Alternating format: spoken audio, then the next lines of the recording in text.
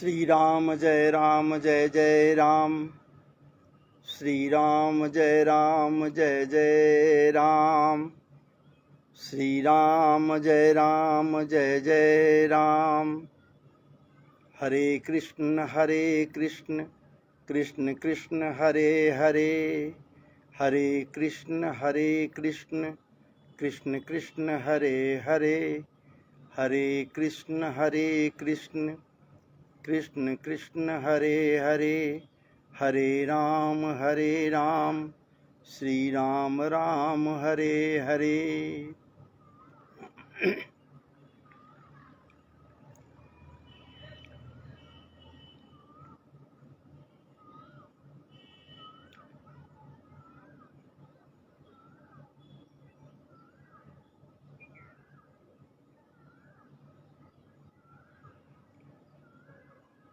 हरि नाम है हीरा,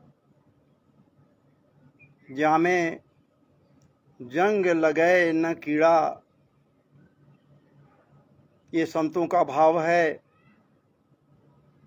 महापुरुषों का भाव है और समस्त के समस्त भगवत प्रेमियों का भाव है। और उन्हीं भावामृत का पान करने के पश्चात आपके समक्ष मुझे ये कहने का आज सौभाग्य प्राप्त हुआ है कि हरि नाम है हीरा, जामे जंग लगे न कीड़ा। ये प्रभु का नाम या फिर हरि नाम ऐसा हीरा है, न इसमें कभी जंग लग सकता है न कीड़ा लग सकता है। विशुद्ध हीरा है। बस इस हीरा को अकूत धन संपत्ति, अमूल्य रत्न समझकर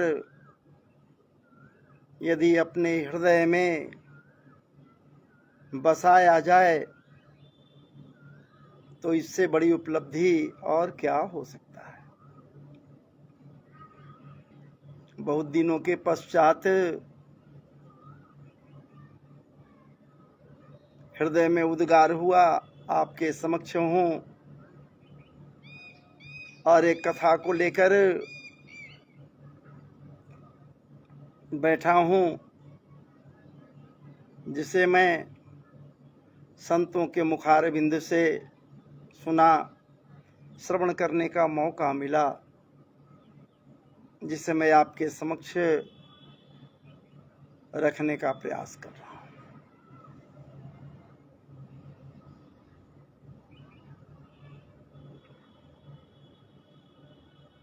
ये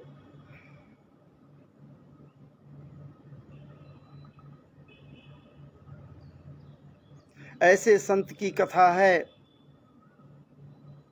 जिनके विषय में क्या कुछ कही जा सकती है। परम सिद्धि प्राप्त, परम सिद्धि प्राप्त ऋषि प्रवर और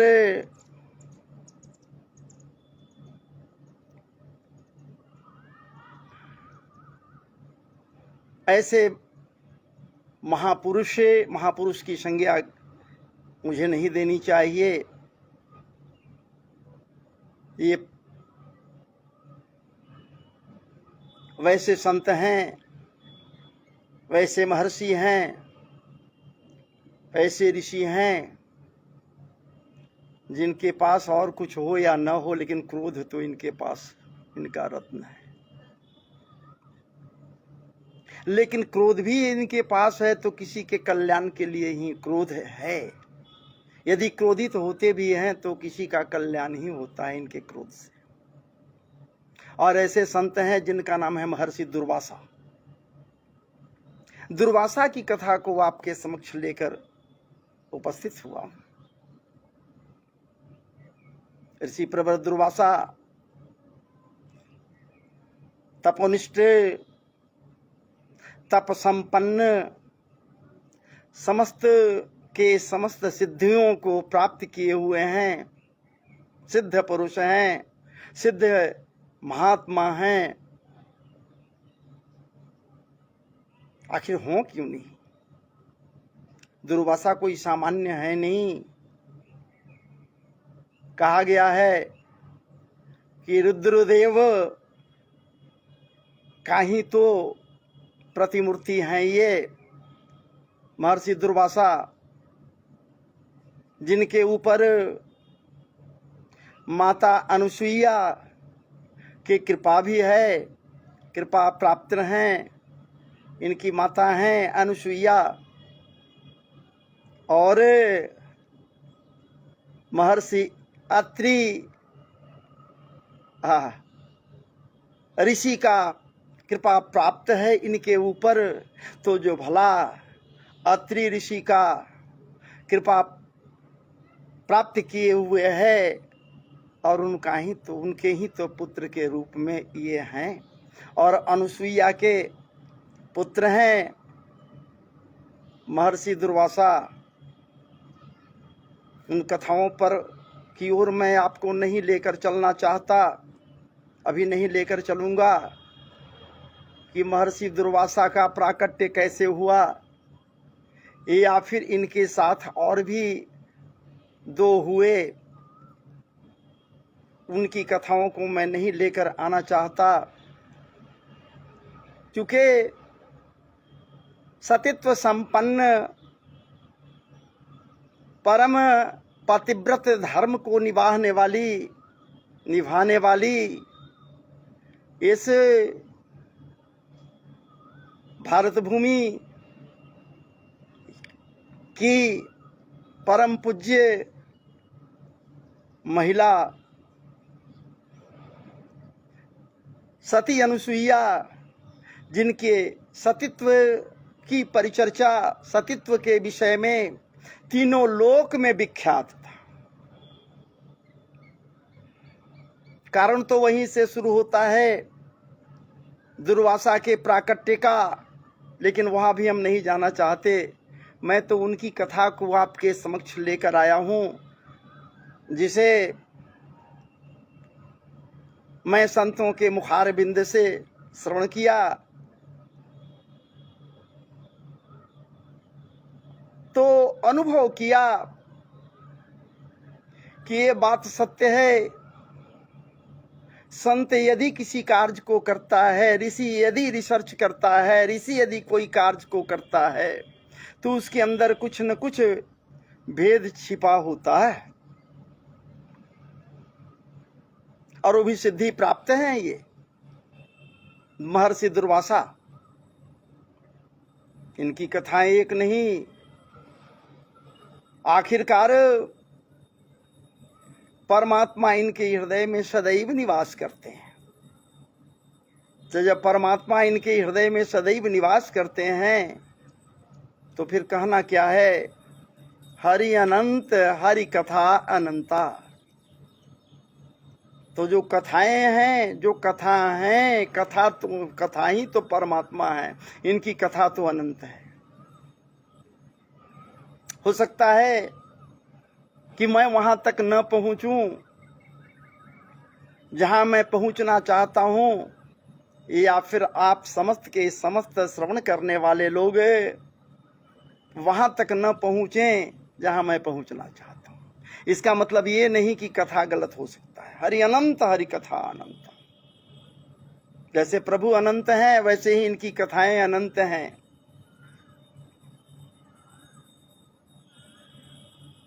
बात उस समय की है, तो आइए मैं आपको वहीं लेकर चलूं जब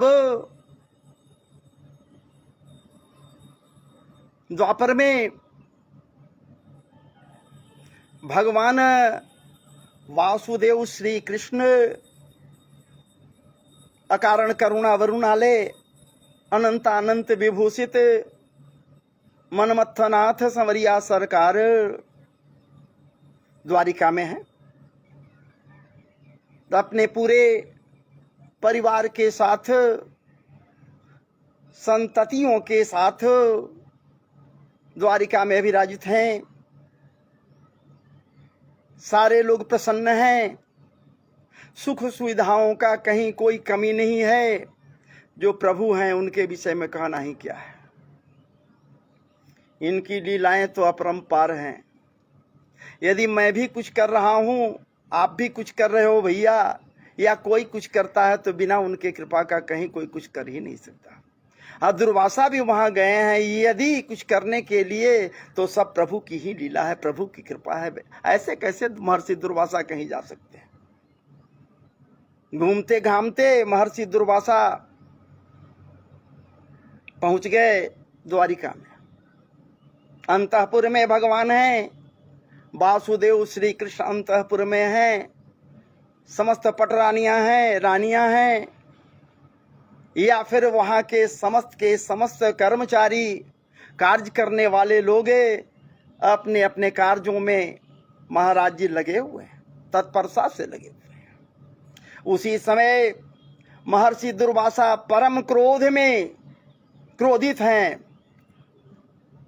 क्यों क्रोधित हैं? इनके क्रोध के पीछे भी कुछ है जरूर छिपा हुआ, लेकिन क्रोधित हैं, क्रोधी हैं भी।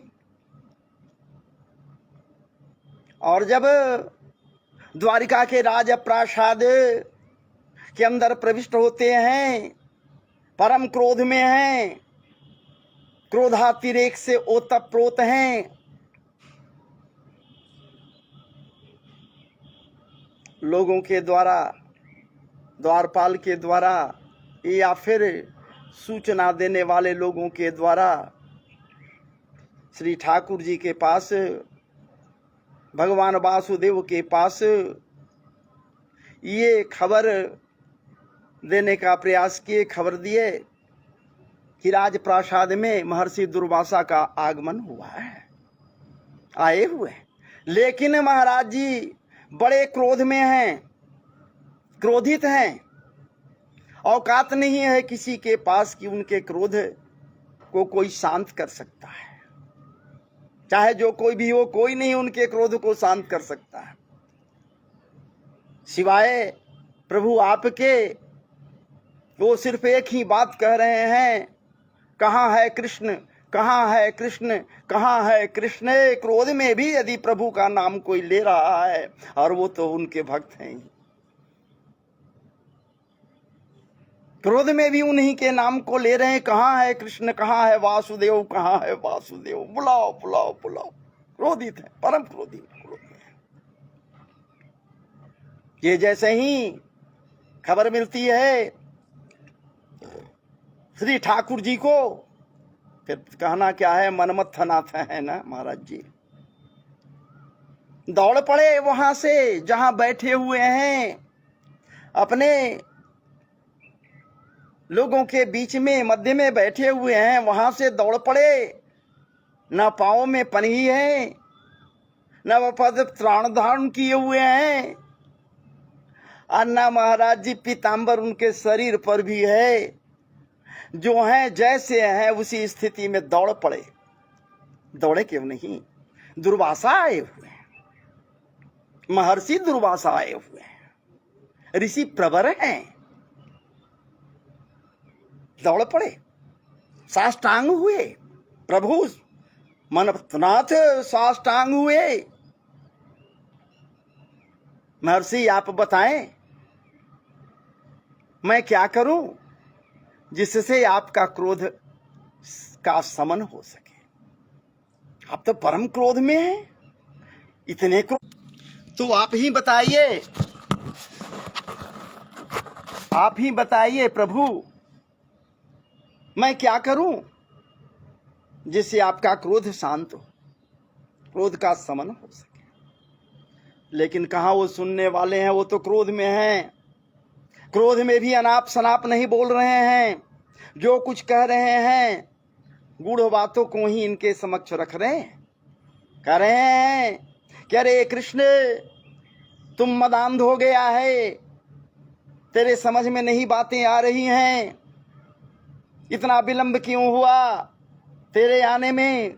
तेरे दरवाजे पर एक संत आया हुआ है, ये तुमको सूचना मिली, फिर भी आने में इतना विलंब क्यों किया? अरे तुम तो मन की गति से जहां देखिए वहीं तुम हो, नहीं कहां हो, सब जगह तो तुम ही हो, फिर भी तेरे आने में इतना विलंब क्यों?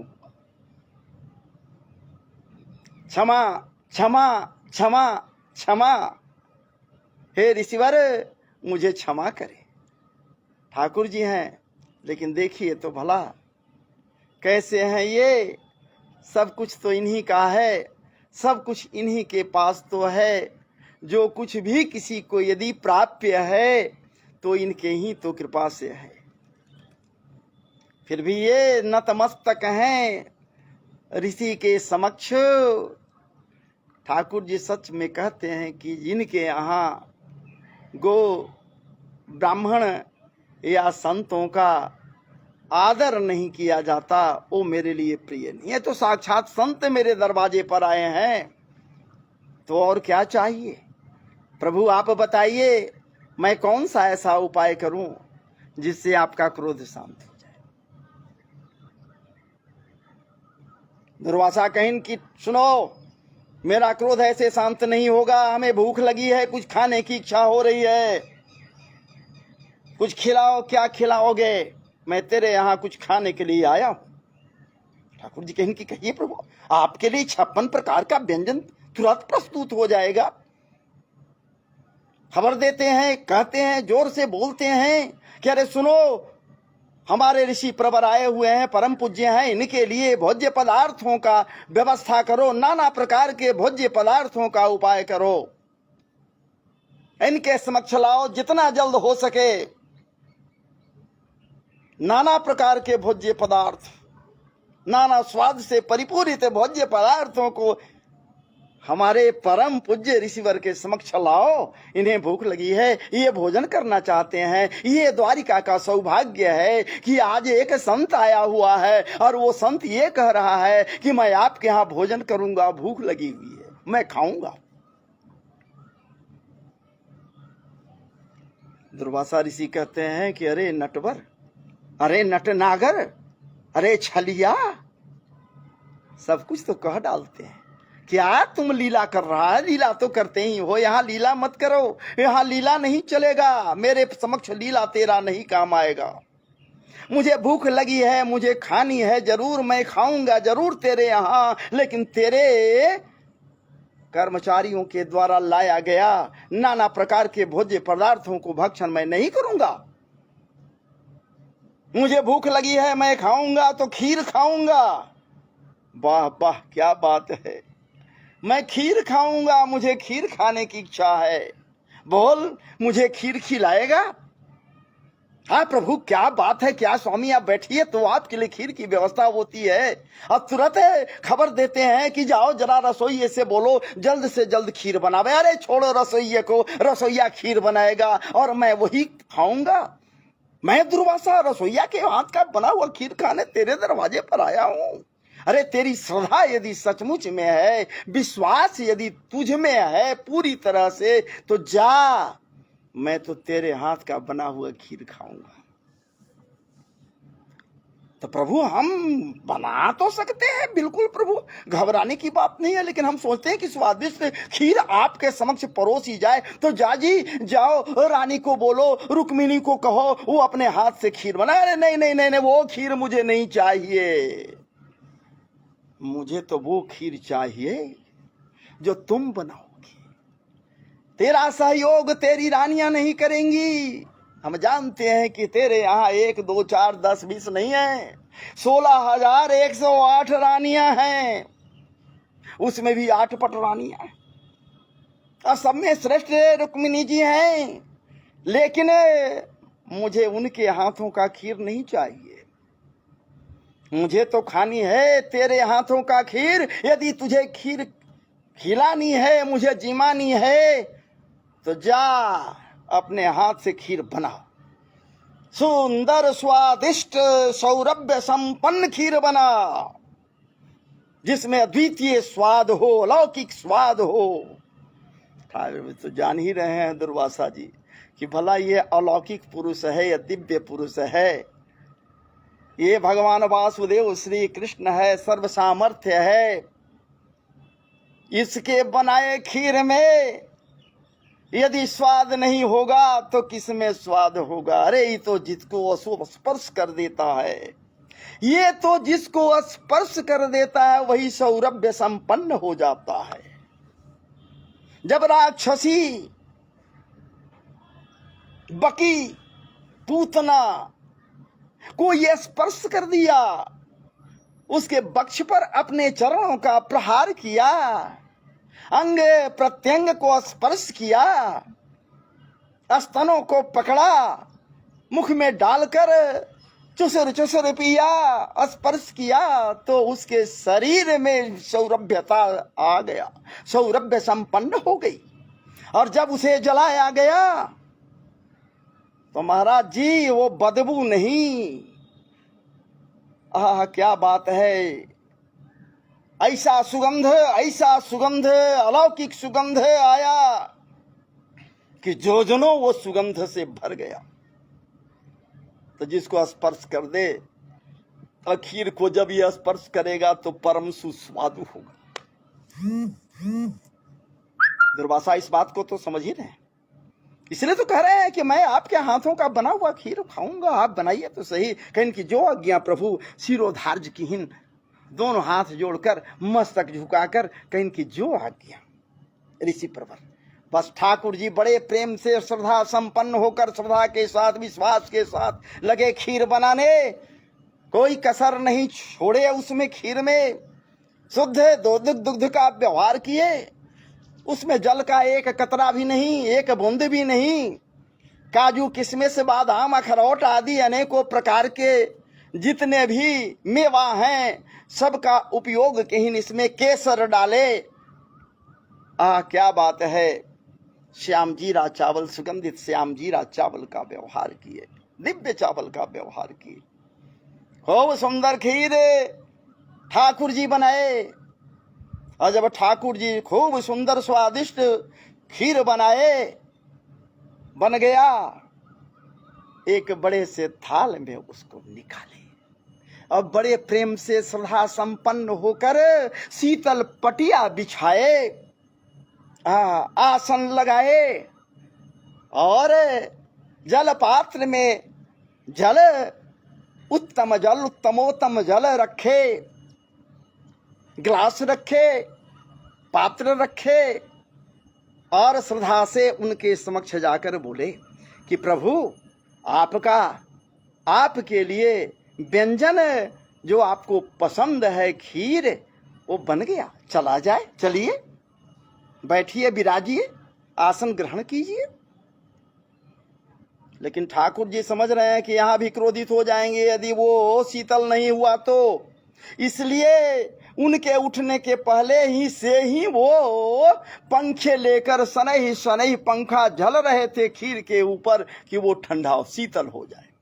परम सी पूरा शीतल न हो जाए, शीतल हो जाए लेकिन पूरी तरह से वो शीतल न हो जाए, हल्का गर्म रहे, तब तो स्वाद उसमें आएगा, स्वाद तो आना ही है। और दुर्वासा ऋषि आचमन आदि करके पैर प्रक्षालन तो पहले हो ही गया था, लेकिन फिर दोबारा उनके पैर का प्रक्षालन हमारे संवरिया सरकार किए और उस जल का पान किए। सब जगह आदेश दिए, जाओ इस जल को पूरे महल में छिड़कवा दो, पवित्र हो गया मेरा ये द्वारिका, आज इनके आने से धन्य हो गया, मैं धन्य हो गया। तो चलिए ऋषिवर चलिए आसन लगाइए। महर्षि दुर्वासा आसन लगा दिए और भगवान वासुदेव और बाकी रानियां अगल बगल खड़ी हैं, सब देख रही हैं, लेकिन ये पंखे नहीं झल रहे हैं। महाराज जी दौड़ कर गए, पीताम्बर छूट गया था, पीताम्बर लेकर आए और अपने पीताम्बर से धीरे धीरे धीरे धीरे धीरे धीरे ऋषि को झलने लगे, शीतल हवा पीताम्बर का देने लगे। क्या बात है। मैं देखा थोड़े, ये तो भाव है, हृदय का भाव है। मैं संतों से सुना तो मेरे अंदर भी भावनाएं उठी कि मैं आपके समक्ष रखूं, तो निश्चित रूप से वहां का वो परिदृश्य जो होगा वो क्या बात है। जब भगवान पीताम्बर का शीतल हवा कर रहे हैं दुर्वासा के ऊपर में, और महर्षि दुर्वासा बड़े प्रेम से, क्या बात है, सुस्वाद खीर का स्वाद ले रहे हैं, खूब प्रेम से ग्रहण कर रहे हैं, खा रहे हैं, खूब प्रेम से भोजन किए खीर का। लेकिन थाल में महाराज जी खीर समाप्त नहीं हुआ, बच गया। जब बच गया तो प्रभु पूछिन कि महर्षि आप बतलाइए, ये बच गया खीर, इसका मैं क्या करूं? ये तो प्रसाद हो गया, मैं बंटवा दूं? अरे देख, ज्यादा तेज मत कर, तेजी मत दिखा, तू तो लीला भारी है, लीला मत कर, मैं जो कह रहा हूं वो कर। बतलाइए प्रभु मुझे क्या करनी है? जो बच गया खीर, बस इसका भोग तुम लगा, अब तुम पाओ इस खीर को, मेरे स्थान पर बैठ जा जहां मैं बैठा था, और मैं उधर बैठता हूं जहां मुझे आसन दिया गया है।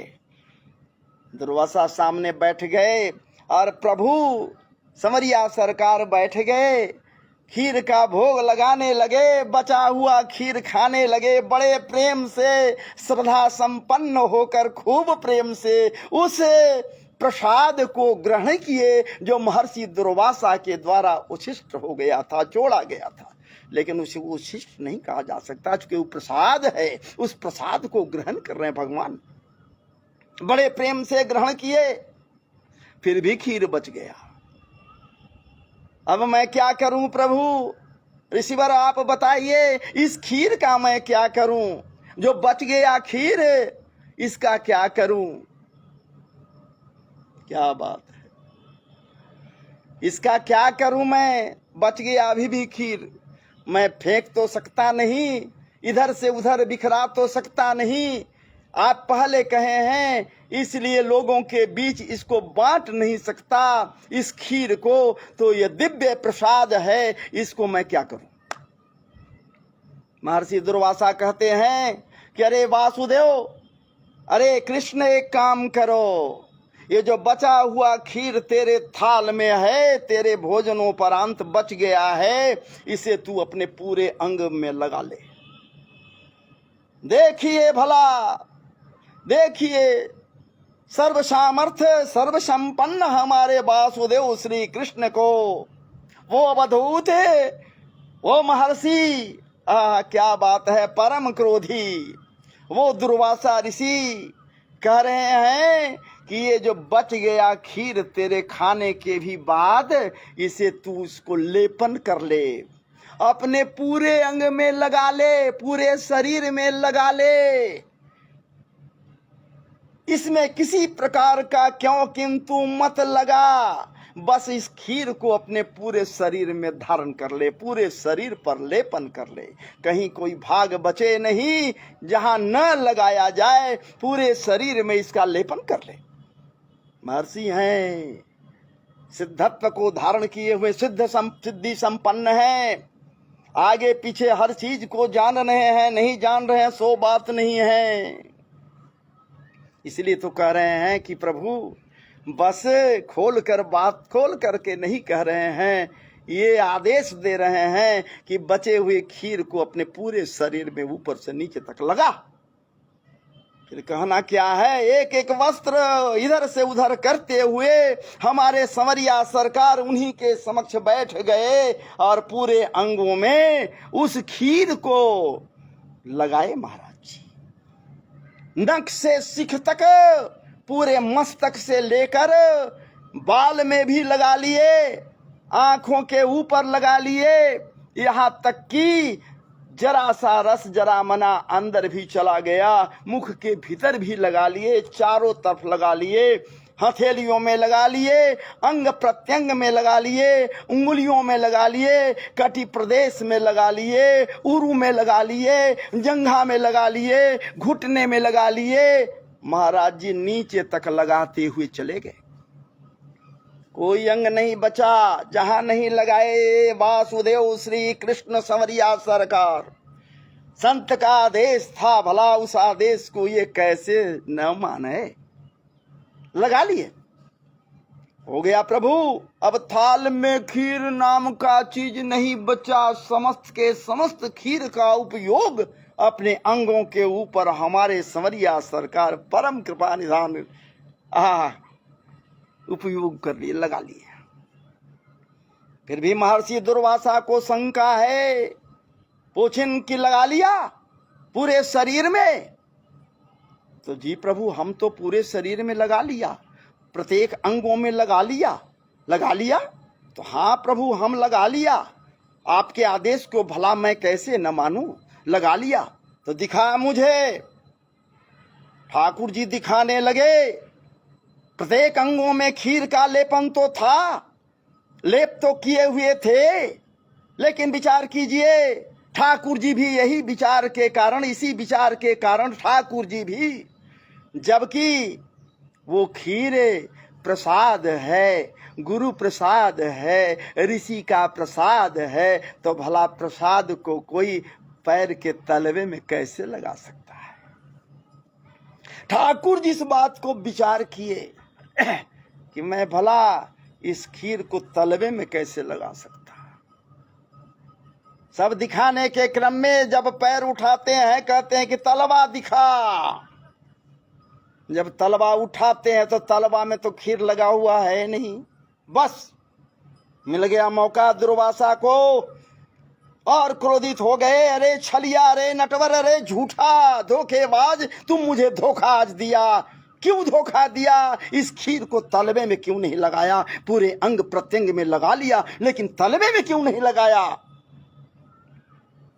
लेकिन ठाकुर जी कहते हैं, हे ऋषिवर, ये भूल से नहीं, ये भूल नहीं हुई ऋषिवर, ये तो मैं विचार किया ऋषि प्रवर कि आपका उच्छिष्ट, आपके द्वारा ये प्रसाद मुझे ग्रहण कराया गया है, तो भला आपके प्रसाद को अपने पैर के तलवे से कैसे रौंद दूं? अपने पैर के तलवे में इस प्रसाद को कैसे लगा सकता प्रभु? ये बात है। महाराज जी इतने आर्त भाव से वहां ठाकुर जी कहने लगे दुर्वासा के समक्ष कि ऋषि प्रवर दुर्वासा, क्या बात है। मुस्कुराए और मुस्कुराते हुए कहते हैं कि अरे जोगेश्वर, अरे वासुदेव श्री कृष्ण, मैं समझ गया, मैं समझ गया, मैं समझ गया। तेरे नहीं लगाने का कारण मैं समझ गया, तलवे में क्यों नहीं लगाया। अरे छलिया, तुम तो गोलोक धाम जाने के लिए मार्ग अपना प्रशस्त कर लिया। अरे मेरे जूठन खीर से तेरा पूरा शरीर वज्र का हो गया, पूरा शरीर तेरा वज्र का हो गया है। लेकिन कमजोर भाग यदि कुछ रह गया तो जिस प्रकार से ढक लेने के कारण दुर्योधन का ये जंघा का प्रदेश कमजोर रह गया था, बस उसी तरह से तेरा ये तलवा कमजोर है, कमजोर रह गया, भाग रह गया, और तुम उसी के माध्यम से गोलोक जहां जाने के लिए तैयारी कर लिया। इसमें मेरा क्या दोष है? अब उनके क्रोध का समन हो जाता है। लेकिन यहाँ तो ठाकुर जी नतमस्तक हैं। ठाकुर जी मन ही मन समझ रहे हैं कि ऋषि प्रवर हर बात को समझ गए, हमारी बात को समझ गए। इस प्रकार से भैया पूरा शरीर तो वज्र का उनका है, तलवा ही तो एक कमजोर प्रदेश रह गया, भाग रह गया। जब वो चिंतातुर होकर बैठे थे और व्याधा जब बाण का संधान किया, अपने धनुष पर रखकर उस बाण का संधान किया जिसके फर के रूप में वो मूसर जो निकला था, उसका जो शेष भाग भीतर का नुकीला था, इसे फर के रूप में व्याधा लगाए हुए है। और उस व्याधा के द्वारा जब उस बाण का संधान किया गया और वो तलवा में लगा, तो बस ऋषि का के द्वारा कही गई बातें सत्य हो गई। गोलोक धाम जाने के लिए वही तो किए थे कि ऐसे हमारा वज्र का हो जाएगा तो मैं कैसे गोलोक धाम जाऊंगा। ठाकुर जी हर बात को जानते हैं, कहाँ है किसके अंदर जो बात है वो नहीं जानते। अरे हम जो करते हैं वो क्षण मात्र में करता है, और जो करने के लिए विचार किए हैं उसको भी कर लेता है, और जिसके विषय में हम सोचा भी नहीं वो भी वो कर लेता है। तो ये संवरिया सरकार की कथा है, दुर्वासा ऋषि की कथा है। आपके समक्ष मैं इस कथा को रखा। यदि इसमें कुछ संशय या कुछ ऐसी वैसी बातें आपको नजर आवें तो मुझे कमेंट के द्वारा निश्चित रूप से मार्गदर्शन करेंगे। आप तो देख ही रहे हैं मेरे ये दोनों आंखों पर अभी काला चश्मा चढ़ा हुआ, हो सकता है कल उतर जाए, कल डॉक्टर के यहाँ जाएंगे। तब तक मैं सोचा कि आपके समक्ष अपने हृदय के उद्गार को रखूं, एक परम पवित्र कथा को आपके समक्ष रखूं, ठाकुर जी के लीला चर्चा को रखूं, लीला चर्चा करूं। तो मैं चर्चा के माध्यम से आपके समक्ष बैठकर कुछ कहने का प्रयास किया, ढिठाई किया, और यदि कुछ इसमें यह है तो आप मुझे क्षमा करेंगे। हालांकि इसे मैं डाल दूंगा अपने चैनल पर, यूट्यूब चैनल पर डाल दूंगा इस कथा को, ताकि और भी लोग कथा को श्रवण कर सके। इसलिए चलिए आइए मैं यहीं पर विराम ले रहा हूं भैया। अब जय जय श्री राधे, जय जय श्री राधे, जय जय श्री राधे। वृंदावन बिहारी लाल की जय, रघुनाथ जी महाराज की जय, हनुमंत लाल जी महाराज की जय। जय जय श्री राधे, जय जय श्री राधे, जय जय श्री राधे।